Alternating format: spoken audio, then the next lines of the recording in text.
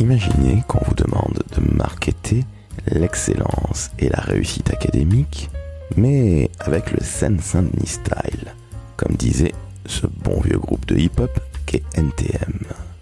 Eh bien, c'est exactement ce que fait Céline Guérand, la directrice communication de l'université Sorbonne Paris-Nord.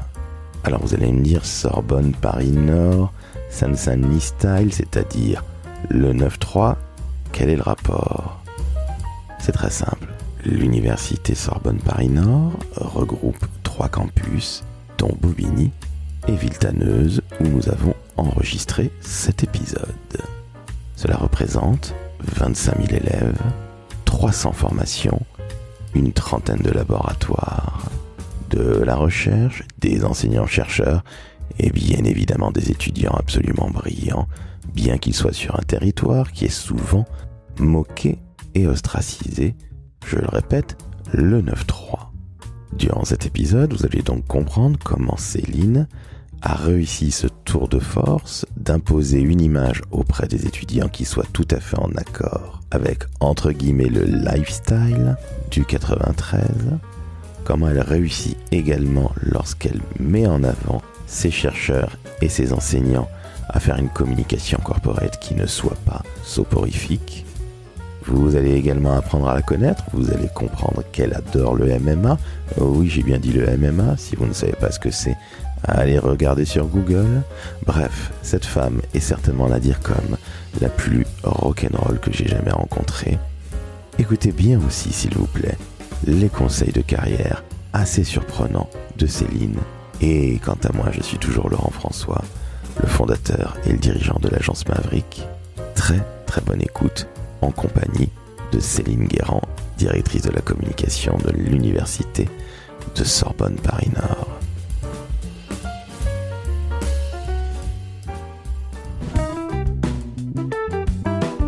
Le décodeur de la communication, un podcast de l'agence Maverick. Salut Céline. Bonjour. Comment ça va ? Bah écoute, ça va. Merci à toi de me recevoir alors à Sorbonne Paris-Nord, à Villetaneuse. À Villetaneuse. Ouh là là, Villetaneuse, ça me rappelle un sketch de Elie Semoun et de l'autre qu'on ne nommera plus. Est-ce que tu es de Villetaneuse ? Eh bien, écoute, c'est la 2e fois que je viens dans ma vie à Villetaneuse. Et la fac est superbe, bravo. Ouais. Et ça fait quoi donc de venir à Villetaneuse et de prendre la ligne 13 ? Alors la ligne 13, tu sais que je l'ai pris pendant de très nombreuses années. J'étais pas heureux de la revoir, mais finalement ça s'est très bien passé. Et au final, Villetaneuse, je suis très agréablement surpris. Bravo. La fac, encore une fois, je te le dis, est superbe. C'est un vrai campus. Vous l'avez compris, chers auditrices et auditeurs. On est dans une faculté, dans une université, et nous sommes à Sorbonne Paris-Nord. Tout à fait. Alors Céline, tu es la directrice de la communication de ce superbe ensemble, mais peux-tu nous présenter Sorbonne Paris-Nord, s'il te plaît, que l'on se couche beaucoup moins bête ce soir ou dans les années à venir. Oui. Donc l'université Sorbonne Paris-Nord est une université qui est composée de 26 000 étudiants, une trentaine de laboratoires de recherche, et elle est située sur, on va dire, 5 sites, dont 2 campus principaux, un à Villetaneuse et l'autre à Bobigny. C'est une université qui est pluridisciplinaire, donc voilà, vous souhaitez faire une formation, vous la trouverez obligatoirement ici. Alors Villetaneuse, c'est le gros des troupes, sur 25 000 étudiants, tu me disais c'est 16 000, donc 60-70%. Il y a énormément de choses, il y a des IUT, que je connais mieux que la faculté. Il y a des UFR. Alors, qu'est-ce que c'est ? Explique-nous ce que c'est que des UFR. Il y a par exemple la fac de médecine, si je dis pas de bêtises, c'est ça ? C'est ça. Tu as très bien dit. En fait, c'est là où on regroupe les formations par rapport à des grandes thématiques. Donc, vous allez avoir l'UFR de droit, par exemple, et des sciences politiques, une UFR de communication, une UFR alors qui s'appelle SMBH, mais où vous allez trouver de la médecine, des STAPS, etc. Et donc, on en a plusieurs. On a également une école d'ingénieurs, l'Institut Galilée. Et puis 3 IUT. Donc tout ça est extrêmement varié, beaucoup de diversité. Dans les formations, tu m'as dit 300 formations ? À peu près, ouais, 300 formations. Et l'autre chose qui est toujours moins visible en fait au niveau de l'université, mais qui est tout aussi importante. On se focalise souvent sur les formations, mais on a également 30 laboratoires de recherche. Et il faut savoir que dans les universités, on a tout un axe en fait de nos missions, on va dire, qui est lié à la recherche fondamentale et appliquée. Et donc chez nous, sur 30 laboratoires, et là aussi pluridisciplinaires. Alors, il faut rappeler à nos auditrices auditeurs, certains vont faire des écoles de communication, des écoles de commerce, connaissent pas nécessairement l'université ou la fac, comme on disait de mon temps. Moi, je n'ai pas fait de fac. Et j'ai été très surpris lorsque nous avons discuté avant d'enregistrer qu'il y avait énormément de recherches et que c'était fondamental, si je puis dire, pour une université, parce que c'est ce qui permet de la développer et aussi de former les futures élites de demain. Oui, tout à fait. Les enseignants en fait que les étudiants ont chez nous, ce sont des enseignants chercheurs, et ça met en fait, on va dire, la qualité de l'enseignement passe aussi par cette possibilité que les enseignants fassent de la recherche et soient au plus près aussi des tendances actuelles, en tout cas des problématiques actuelles. Ce qui peut parfaitement se comprendre, c'est un petit peu comme dans une école de commerce. J'en ai fait une encore une fois. Il y a également des enseignants-chercheurs et c'est ce qui fait avancer le schmilblick, si je puis dire. Tout à fait. Et c'est fondamental puisqu'on ne peut pas rester comme en 1980 ou 90 quand moi j'ai terminé mes études. Tu es la directrice de la communication de Sorbonne Paris Nord. En quoi consiste ton job? Oh, la grande question. Il y a rien d'original, hein. Je dirais que le gros du travail que je suis en train de mener. Donc je suis directrice que depuis 2 ans, un peu plus de 2 ans. Bon, je vais dire que le gros de mon travail actuellement, c'est de construire l'identité de marque en fait de cette université, parce que les universités ont besoin, d'être connues par rapport à ce qu'elles sont au niveau national et international. Donc c'est important, de travailler l'image de marque et la marque. Hein. Et c'est d'autant plus un challenge pour toi que tu l'as dit, 300 formations, extrêmement généralistes. Il y a de tout à Sorbonne Paris Nord. Donc c'est d'autant plus complexe de pouvoir permettre à qui que ce soit à l'international comme en France. Faut rappeler aussi le rôle de l'international dans toute la formation post-bac. Ça, on va en parler plus tard et on parlera évidemment de la recherche. Mais il faut que les gens comprennent ce dont il s'agit. Autant pour Dauphine, on sait que c'est de l'éco, la gestion.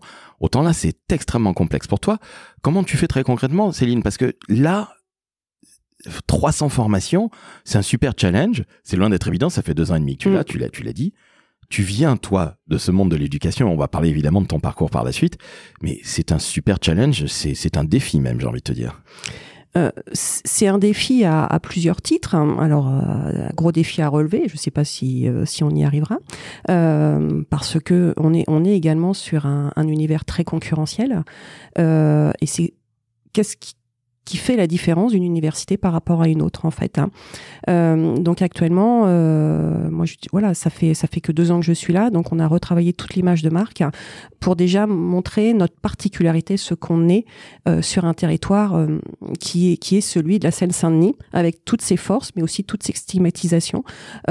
Donc tout le travail est actuellement de réaliser sur le côté sur une communication institutionnelle et montrer la qualité des formations que l'on retrouve. Donc je vais pas communiquer par exemple sur une formation, telle ou telle formation. Là, je travaille plus sur l'image qu'a cette université et le style de vie en fait qu'il y a dans cette université. Alors c'est intéressant parce qu'en général, encore une fois, je n'ai pas fait l'université, j'ai fait une école de commerce. Les écoles de commerce sont à peu près aussi dans ce genre de choses-là. Moi, j'ai fait Rennes School of Business, donc école supérieure de commerce de Rennes pour les vioques comme moi. Mais cette école vend aussi ce côté sympathique de la ville de Rennes. Villetaneuse, c'est pas Rennes, on va pas se mentir. On est dans le 9-3 avec toute la stigmatisation, comme tu l'as dit très justement. Bref, la banlieue pourrie de Paris. C'est justement très intéressant d'avoir un aussi beau campus et aussi grand campus. Encore une fois, c'est la première fois que je le vois et j'ai été très agréablement surpris. C'est un véritable atout, en plus des cerveaux qu'il y a, enseignants, chercheurs, étudiants. Ta communication, elle est basée là-dessus, sur le style de vie, j'allais presque dire art de vivre. Explique-nous ce que c'est parce que je trouve ça super intéressant. C'est-à-dire que, comme tu l'as dit, nous, déjà, on a un campus qui est très à l'américaine, on va dire, très verdoyant, par exemple, qu'on ne va pas retrouver forcément partout. Mais aussi, on a une offre, on vient ici pour faire, bien évidemment, des études, mais on a aussi toute une offre à côté de vie, en fait. Par exemple, on a toute une offre par rapport au sport, par rapport à la culture, par rapport à nos BU également. Et en fait, on montre qu'en venant ici, on adhère aussi à un style de vie. On est étudiant à part entière, mais on peut aussi s'engager dans plein d'autres choses que dans ses études. Et ça permet de construire également en fait un esprit citoyen ou autre. On peut s'investir aussi dans une association, etc., etc. Mais c'est important de le montrer, en tout cas, de montrer la philosophie que l'on trouve sur un vrai campus tel que le nôtre. Ce qui veut dire dans la période actuelle que nous vivons, qui est extrêmement complexe, avec énormément de communautés à l'américaine, ce que je déteste personnellement, tu es en train de montrer qu'il y a un côté citoyen de la chose dans un quartier, enfin des quartiers, comme disent les politiques et les administratifs, dans un secteur qui est pas très reluisant de prime abord, et où malgré tout il y a de l'intelligence, et où il y a de l'avenir. Il y a plus que de l'intelligence, il y a aussi de l'excellence et des jeunes ici qui réussissent très très bien. Et c'est important de le montrer parce que on voit surtout les territoires de la Seine-Saint-Denis, pas forcément par le biais de la réussite, et montrer qu'on a une recherche.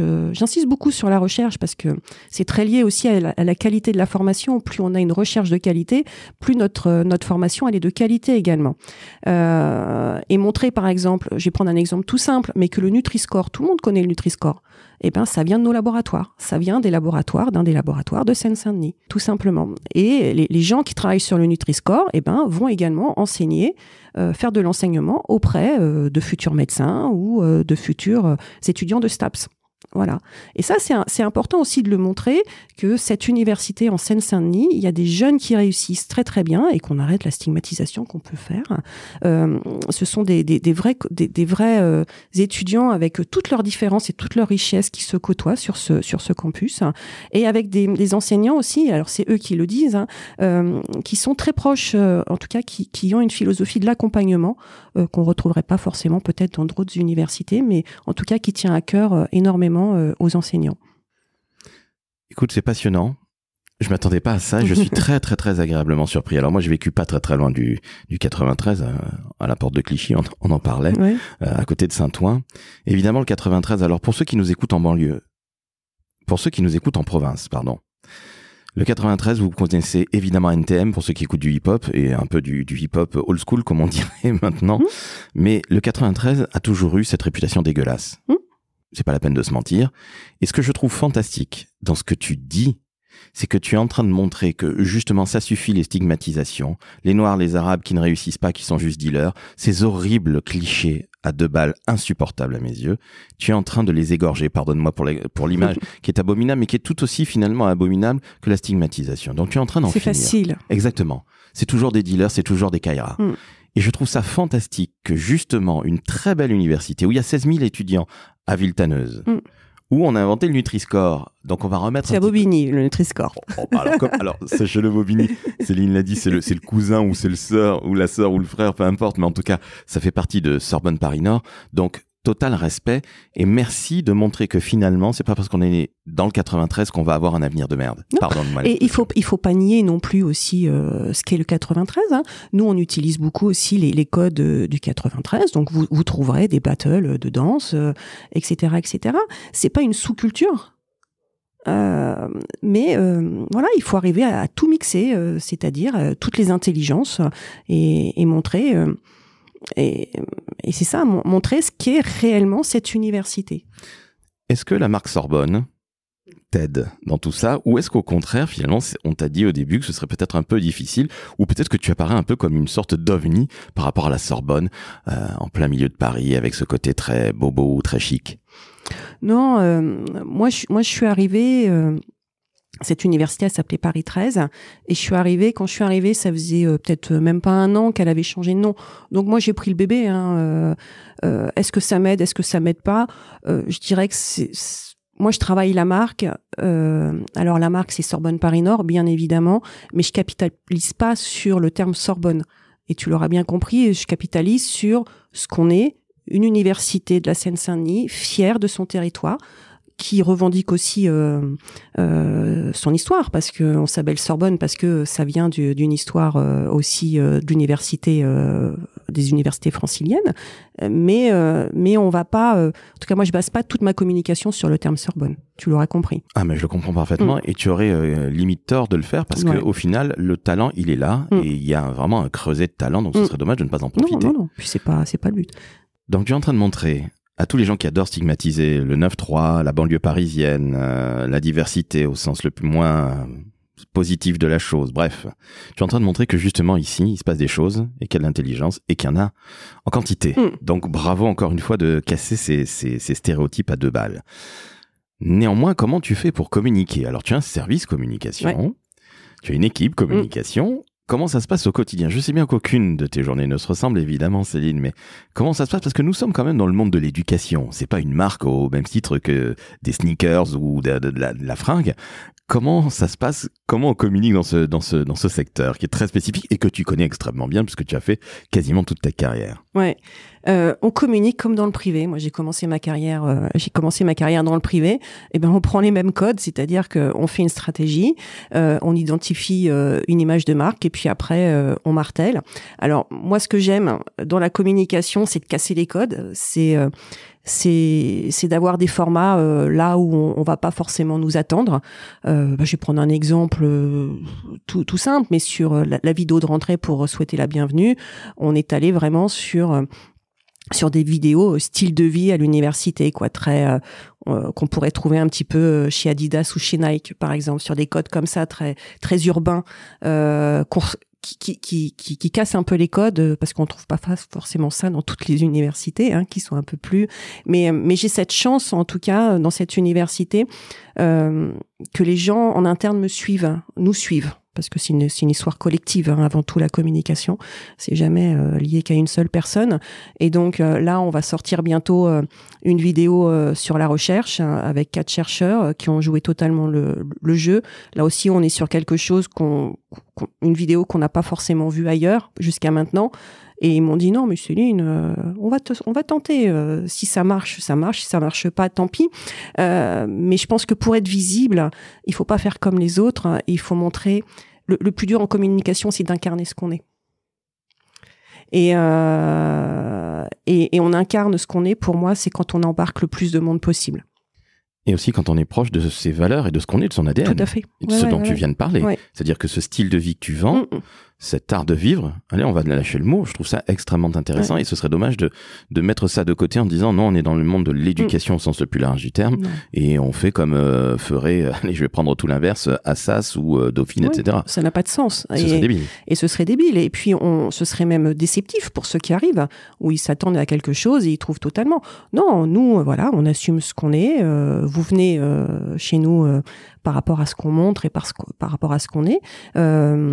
C'est bien, mais voilà, on va pas survendre, on va pas vendre autre chose, en tout cas de différent. Mais ça, c'est possible aussi de travailler la communication comme ça quand vous avez des équipes qui sont très compétentes aussi.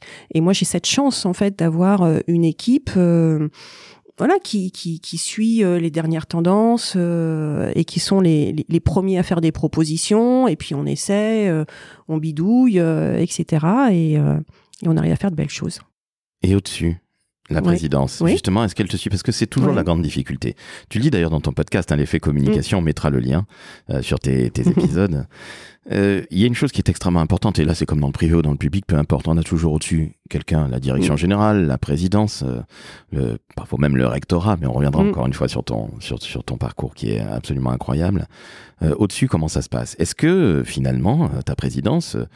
c'est où elle est. Bon, c'est pas difficile, évidemment, mais est-ce qu'elle te suit ou est-ce que c'est une baston quotidienne, très sincèrement?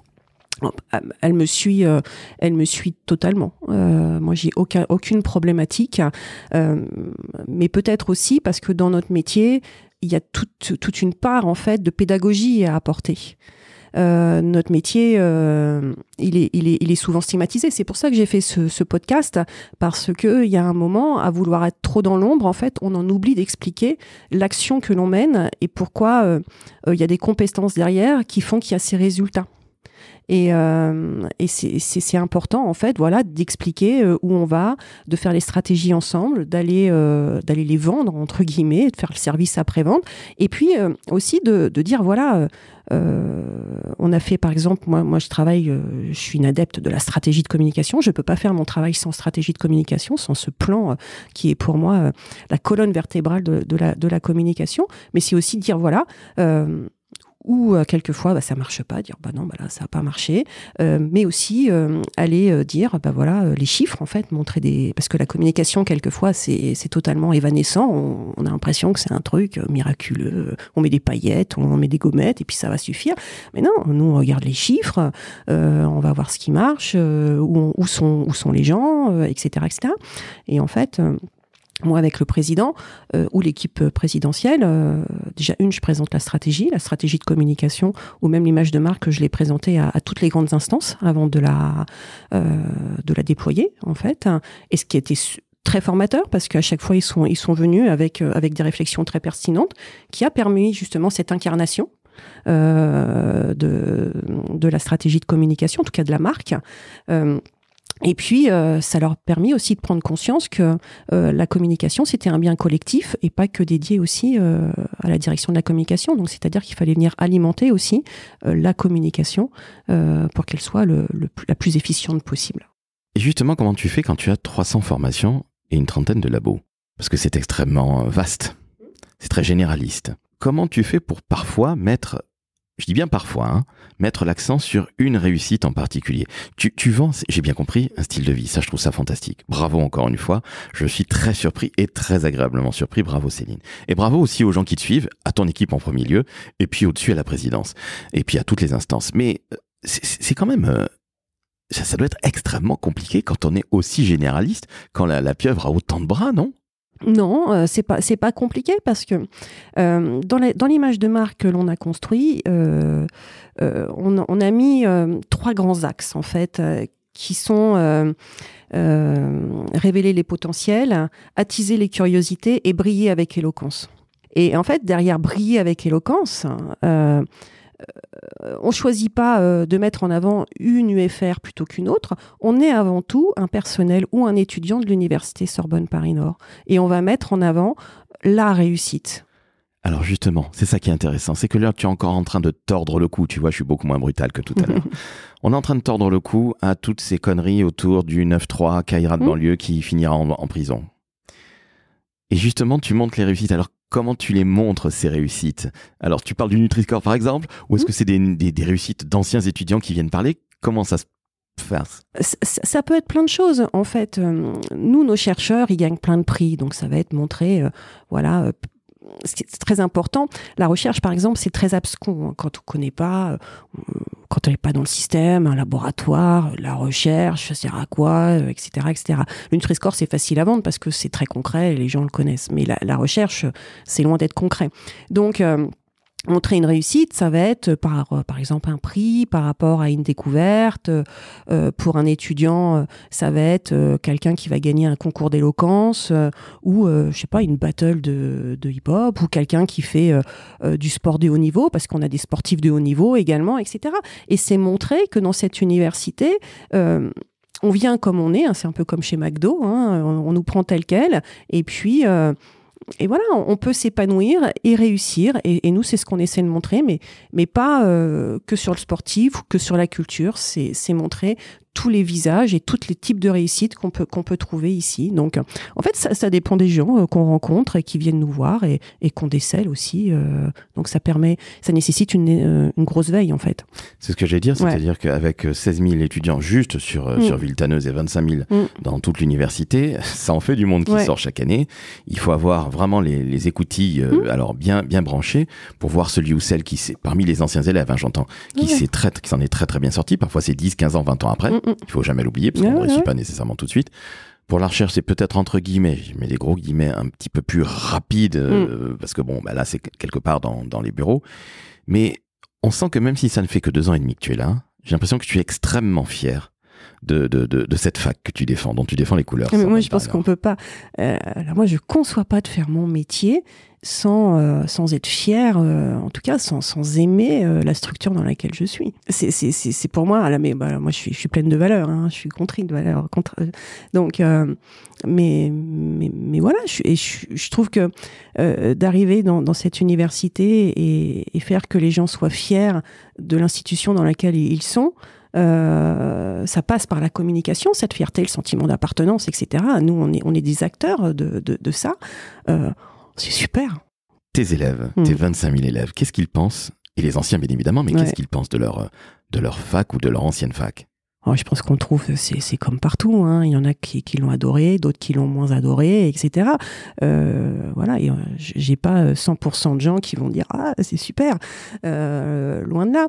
Mais moi, ce que je ressens, ou même quand on a un réseau LinkedIn qui est assez poussé, assez développé, c'est vraiment un sentiment d'appartenance et puis voilà, une fierté d'être passé par ici un bout de temps et puis d'être allé ailleurs. Mais en tout cas, on voit que ça a enrichi beaucoup de monde. Je dis pas la totalité, mais que c'est une fac qui a à un moment apporté certaines choses à pas mal de gens, quoi. Quand on vient travailler ici, à quelque niveau que ce soit, dans les bureaux ou dans les labos, j'imagine qu'on ne peut pas aller travailler nécessairement ailleurs. Est-ce qu'il y a une sorte de pédigré un peu spécifique ou pas? Ou est-ce que finalement, tes enseignants-chercheurs par exemple pourraient travailler parfaitement tout ailleurs dans une école de commerce, une école d'ingénieur, etc. etc. Ou est-ce qu'il y a justement ce côté fierté d'appartenance? Je sais pas, je pense que... je sais pas, ça dépend là, si c'est très individuel, hein, je dirais qu'ils peuvent aller travailler n'importe où. Par contre, peut-être qu'ils gardent avec eux un petit peu du 93 quand ils partent. Je sais pas, j'imagine. Moi, en tout cas, le jour où je partirai, je garderai un peu du 93 avec moi. On va passer à ton parcours. Ouais. Alors, tu as travaillé dans le privé, tu as travaillé en agence, ouais. Tu as fait des RP, des relations presse, précisons-le. Et puis ensuite, tu es arrivé dans le monde de l'éducation. Ouais, par hasard. Par hasard et par hasard, comme disait Gainsbourg, je vous rassure, Céline n'est absolument pas poilue, beaucoup moins poilue que moi, fort heureusement.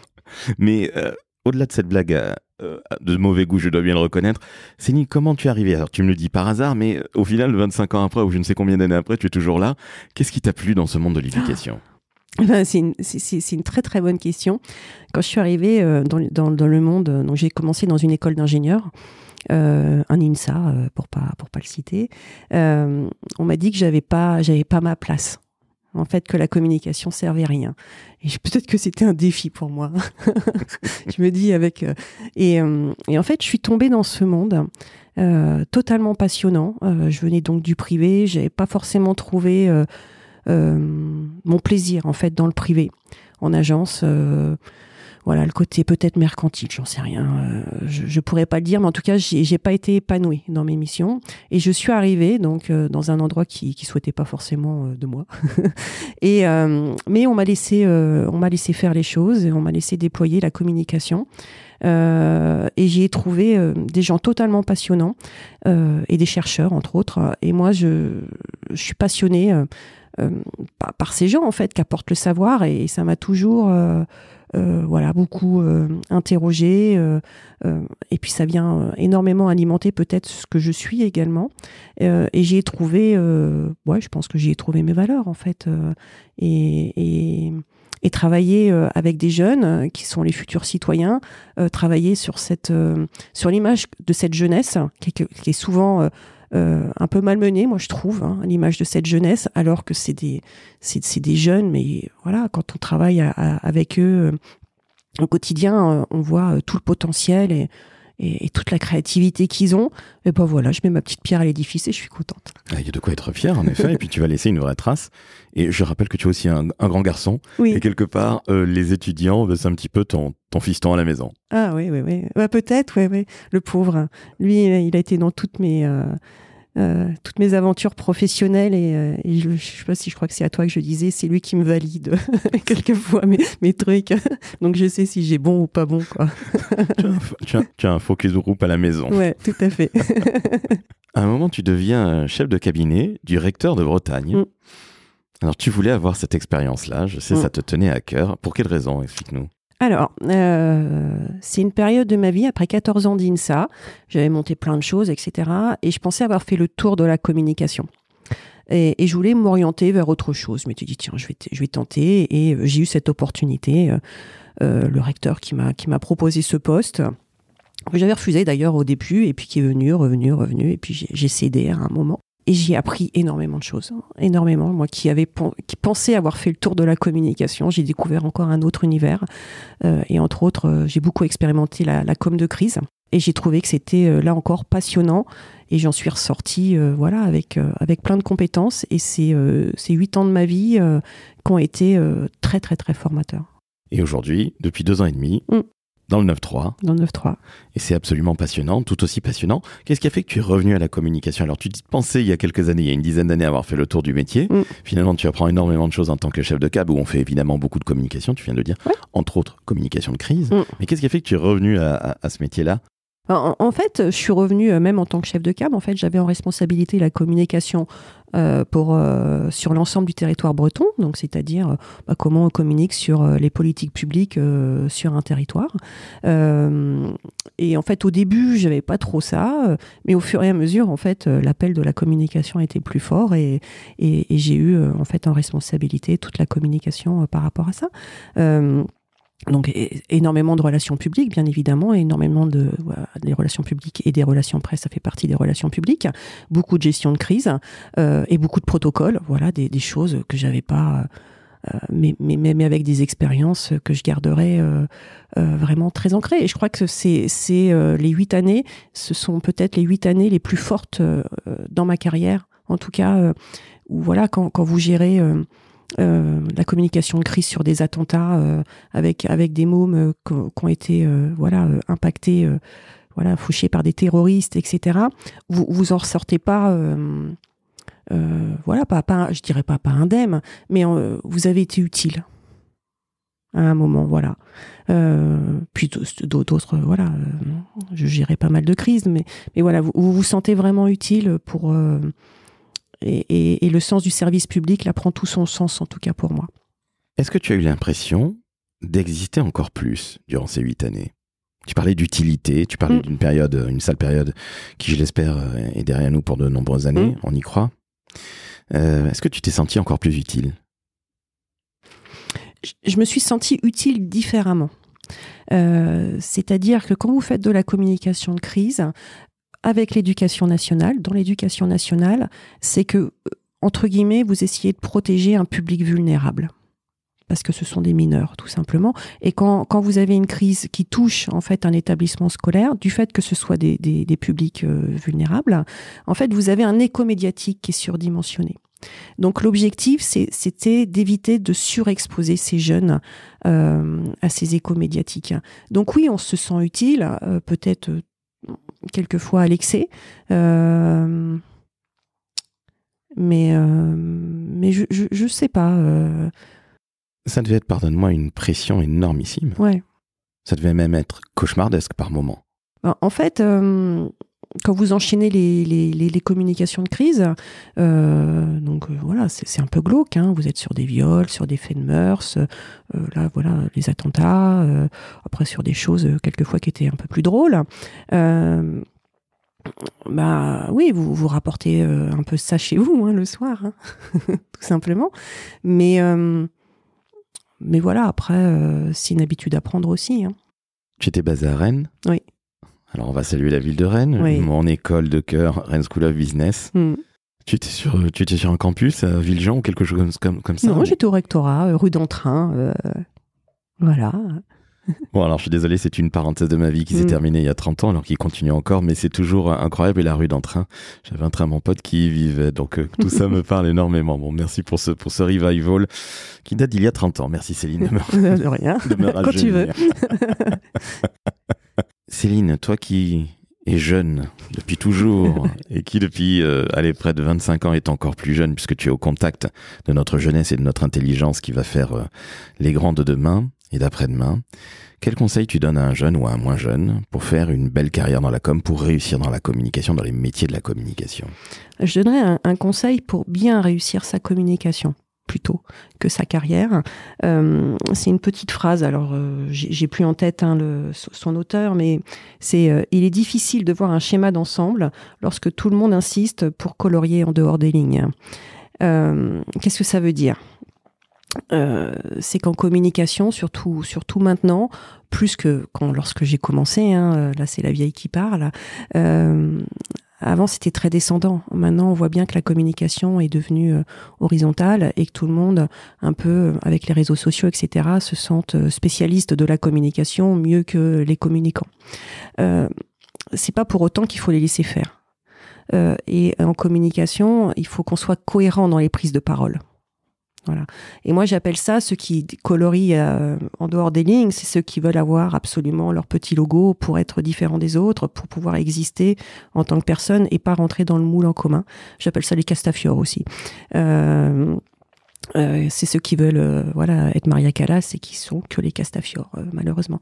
Donc c'est de garder toujours en tête la cohérence globale, donc le schéma d'ensemble, et essayer de faire de la pédagogie avec ceux qui essaient de colorier en dehors des lignes pour garder le chemin d'ensemble cohérent et que ce soit visible, parce que on est dans un monde tellement saturé d'informations que quand on commence à faire des piapiailles partout, en fait, on n'a plus de visibilité. Justement, qu'est-ce que tu penses de cette ère du personal branding, y compris chez les communicants? Alors, chez les dirigeants, elle a toujours plus ou moins existé, en fonction de leur appétence. Je pense à Richard Branson, une de mes idoles. Mais aujourd'hui, le personal branding, tout le monde qui est un peu dirigeant ou qui veut être un petit peu en vue va faire son post LinkedIn plus ou moins intéressant, souvent plutôt pénible. Mais on est vraiment dans une ère de personal branding avec même des crétins et cervelés qui s'appellent des influenceurs, des influvoleurs, comme le disent un certain rappeur. Qu'est-ce que tu penses de cette période que nous vivons et quelle place doit tenir le ou la communicante? Alors, c'est à plusieurs titres.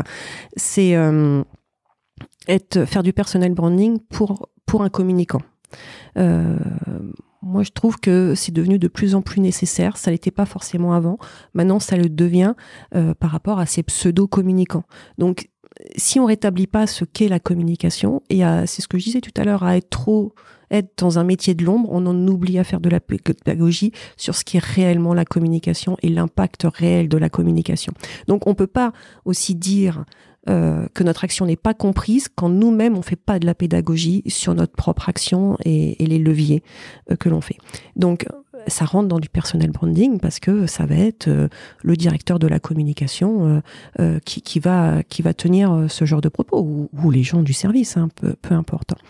Après, le personal branding, pour moi aussi, il est important pour établir la vérité face à des pseudo-influenceurs. Je pense entre autres à nos chercheurs.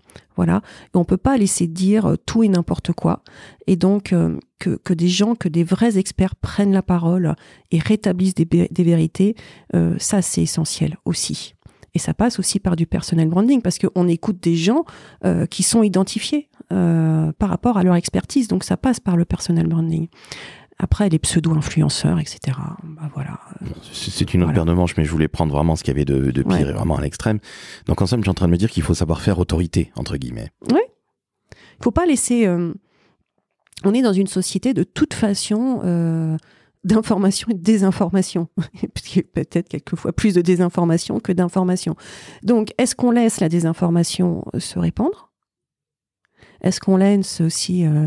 les pseudos Dunning-Kruger, etc.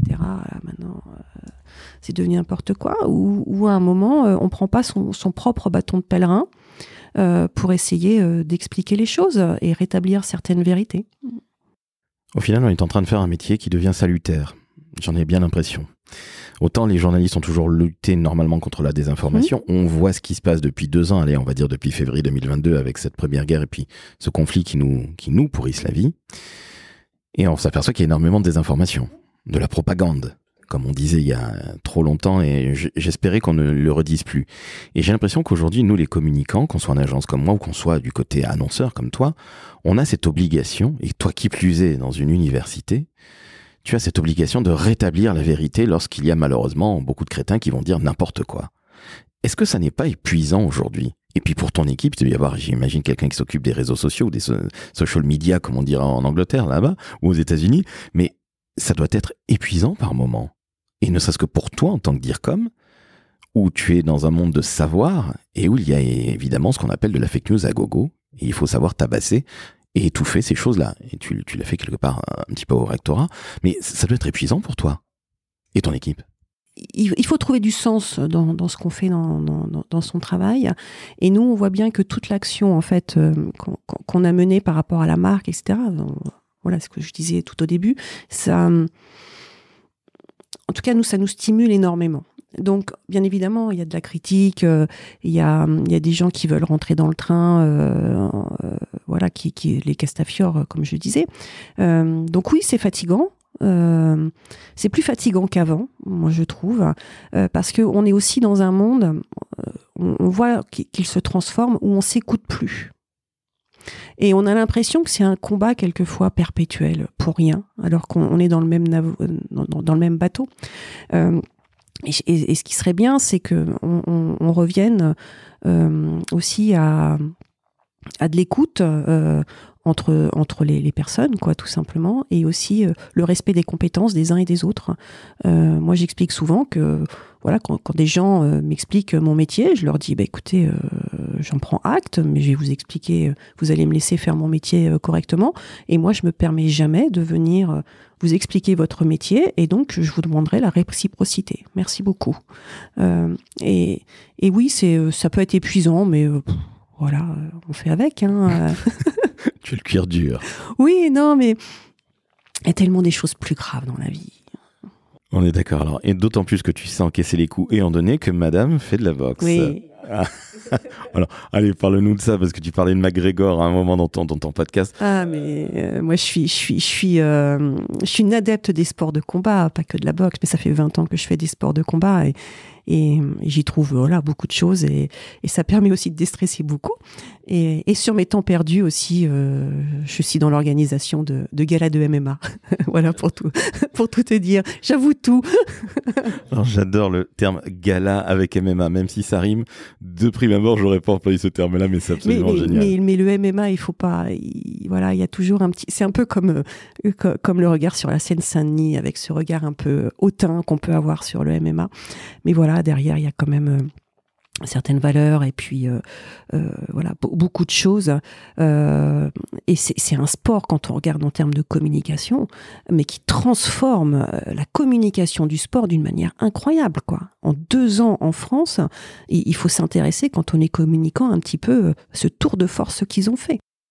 Moi, ça me rappelle, d'une certaine manière, la communication qu'il y avait dans les années 90, au tout début du hip-hop, où ça a commencé vraiment à émerger. Alors moi qui ai travaillé dans le hip-hop auparavant, qui travaillais en maison de disques avant de rentrer dans la communication par hasard, et là vraiment par hasard, comme le disait Gainsbourg, je trouve que ça ressemble énormément à ce qui se pratiquait dans les années 90, évidemment à la sauce d'aujourd'hui, puisque les réseaux sociaux n'existaient pas. Et je trouve que c'est absolument passionnant, parce qu'il y a des grandes gueules, il y a évidemment du muscle, parfois il n'y a pas trop de cervelle, Non, mais voilà. Mais parfois il y en a. Exactement, je pense pas qu'on puisse. Ils ont tout compris, quoi. Ils font les shows en grand et ils en prennent plein la vue, les spectateurs. Et je trouve ça super, quoi. C'est à l'américaine, et ce que je trouve absolument fascinant, c'est justement de montrer à des gamins et tuer au contact de ces jeunes que c'est pas parce qu'on vient du 9-3, on revient à ça, ou d'autres quartiers qui sont pas nécessairement très reluisants, c'est pas Paris 16e ou Paris 17e, et où quelque part on se dit, ces mecs-là, ou ces nanas-là aussi, ne l'oublions pas. Mais surtout dans le MMA, quoi. Exactement, peuvent réussir. Ouais. Et ils ont tout compris de la communication d'aujourd'hui. Parfois à outrance, c'est parfois pénible, mais c'est aussi parfois plein de bon sens. Et quelque part, à partir du moment où on a du succès, on ne peut qu'admirer. En tout cas pour ma part. Oui, on admire, en tout cas quand on a du succès et avec certaines valeurs. Moi, je tiens beaucoup aux valeurs. Tu l'auras compris. C'est un peu le fil rouge chez moi. Mais voilà, je trouve que c'est, en tout cas, le monde du MMA, c'est un monde super intéressant et qu'il faut pas regarder avec condescendance parce que voilà, il a beaucoup à nous apprendre. J'en suis intimement convaincu, ne serait-ce que sur des valeurs de se battre et de vouloir réussir. Surtout quand on n'est pas bien né. Donc, Et puis d'arrêter et de toute façon de dire que de toute façon, notre adversaire, on n'est rien s'il n'est pas là non plus. On ne peut pas briller. Voilà, mais c'est les sports de combat, c'est toute la philosophie des sports de combat et moi je trouve très intéressante, c'est que l'adversaire en tout cas est un compagnon aussi. On est tout à fait d'accord, c'est un frère d'armes quelque part, tout à fait. avec lequel on croise. Voilà. Dernière question, Qu'est-ce que tu kiffes le plus dans ton métier, Céline ? Oh, bonne question. C'est sentir quand on fait bouger les lignes. Moi, j'adore ça. C'est quand ça frissonne et qu'on voit qu'on a vraiment tapé là où il fallait, quoi. Et qu'on voit que ça prend, la mayonnaise prend et que vous embarquez les gens. Ça, j'adore. Et de qui parles-tu ? De tout le monde ? Ouais, la communauté. La communauté, d'accord. Moi, je fais de la communication pour le plus grand nombre, pour la communauté. Hein. Et là, quand on voit... quand on a lancé, par exemple, à l'université, la vidéo signature, comme on dit, ça fait très bien de dire vidéo signature, on ne sait pas si on a... Nous, on l'a fait, on l'a créé, on l'a imaginé, et on ne sait pas. On ne sait pas si les gens vont se l'approprier ou pas, si on est à côté de la plaque. Et quand on l'a lancé et qu'on a eu tous les retours, les mails, c'est très rare en communication d'avoir des retours positifs. On a souvent le retour négatif. Mais quand on a reçu, les gens qui disent, mais c'est exactement ça. Vous avez senti vraiment ce qu'on était et on le voit vraiment dans la vidéo. C'est super. Voilà, là, c'est quelque chose. On se dit, on a tapé juste, c'est super. Et c'est ça que j'aime. Finalement, le fait de se dire je me lance, je prends évidemment un risque, sinon la vie sans risque. La vie sans risque n'a aucun intérêt. Il faut savoir les mesurer évidemment pour réussir tant que faire se peut. Et je trouve ça passionnant justement d'être au contact de cette jeunesse, mais pas que, parce qu'il y a aussi des plus vieux au-dessus avec lesquels tu travailles tout simplement. Et œuvrer pour cette jeunesse, qui plus est, qui n'est pas nécessairement bien née, et ça me parle évidemment très personnellement, je trouve que c'est absolument sensationnel, passionnant, tu vois, j'en perds mes mots, mais je m'attendais pas à ça, je pensais pas qu'on aurait ce genre de discussion, donc je suis ravi. Céline, même si on avait discuté au téléphone auparavant, je suis ravi, merci à toi. Merci beaucoup. Alors, chers auditrices, chers auditeurs, vous venez d'entendre une femme formidable. Elle tabasse, la Céline. Une femme qui aime les sports de combat ne peut évidemment pas être mauvaise, et une femme qui est DIRCOM dans le 9-3 et d'une très belle structure publique qui aide les jeunes à s'en sortir. Mais qu'est-ce qu'on fait quand on entend une femme comme ça ? Eh bien, on s'abonne au podcast Le Décodeur de la Communication, le meilleur podcast autour de la communication et du marketing. 2, on met 5 étoiles sur Apple Podcast. Et 3, on met 5 étoiles sur Spotify. Et 4, on laisse un commentaire. Oui, ça fait beaucoup. Eh bien, vous vous en remettrez. Céline, merci encore à toi. Merci. Ciao, ciao.